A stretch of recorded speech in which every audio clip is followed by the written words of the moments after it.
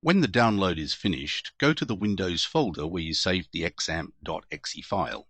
If you used Firefox, you can right-click on the Downloads list and select Open Containing Folder.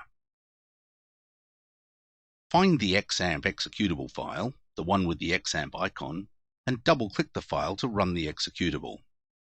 Click Run when the security prompt pops up, and be sure to install XAMPP in your Windows root directory, C:/.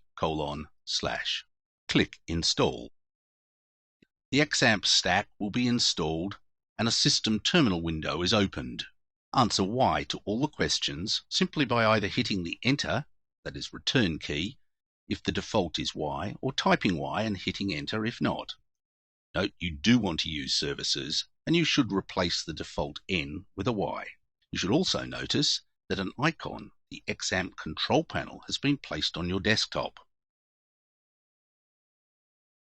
Finally, when given the 7 choices or exit, like in this terminal window, type 1, return, to open the XAMPP control panel window.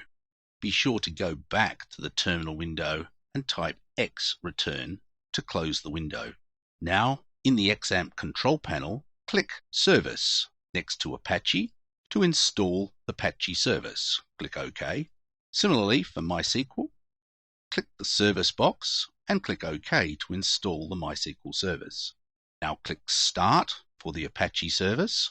This takes a little bit of time. And click Start to start the MySQL service. The Apache and MySQL stack is now running, and we can exit from the control panel.